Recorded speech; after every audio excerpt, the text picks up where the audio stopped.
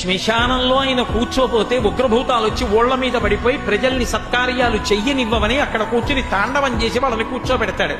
పార్వతీదేవి అడిగింది మహాభారతం అనుశాసనిక పర్వంలో, శుభ్రమైన కైలాసం ఉండగా, ఇంత ఐశ్వర్యం ఉండగా, చింతామణి గృహం ఉండగా శ్మశానంలో ఎందుకుంటున్నారని అడిగింది.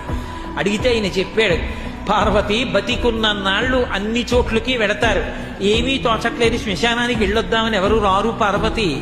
నేనంతవాణ్ణంటాడు, పొడుగ్గా ఉన్నానంటాడు, తెల్లగా ఉన్నానంటాడు, పండితుండంటాడు, పద్యాలు నాకు నోటికొచ్చంటాడు, ఉపన్యాసం చెప్పగలనంటాడు, నాకు పాటలొచ్చంటాడు, నేను నాట్యం చేస్తానంటాడు, నేను అధికారినంటాడు, నా దగ్గర డబ్బు ఉందంటాడు, నేను పాట పాడగలనంటాడు. ఇన్ని ఉన్నాయనుకున్న వాడిలోంచి ఊపిరి బయటికి వెళ్ళిపోయిన తరువాత వాణ్ణి తీసుకెళ్లి 4 కొత్త కర్రల మీద పడుకోపెట్టి చాప చుట్టి తాడు కట్టి పైన నూలుబట్ట కప్పి తీసుకొచ్చి అన్నీ తీసేసి కర్రల మీద పడుకోపెట్టి కాల్చేస్తుంటే జీవుడు లేచి నిలబడి పుర్రె పగిలిపోయిన తరువాత కన్న కొడుకు కూడా స్నానం చేసి వెళ్ళిపోతుంటే చీకటి పడిపోయాక, అయ్య బాబోయ్ చుట్టూ ఉగ్రభూతాలు, నా వాళ్ళన్న వాళ్ళు లేరు, వీళ్ళని నమ్ముకున్నాను, ఒక్కడు లేడని ఏడుస్తుంటే నేనున్నానురా అని చెప్పడానికి నేను కూడా లేకపోతే చచ్చిన వాడు 1000 మాటలు చచ్చిపోతాడని అక్కడ ఉన్నారు పార్వతి, నా కర్మకాల కళ్ళేనన్నాడు.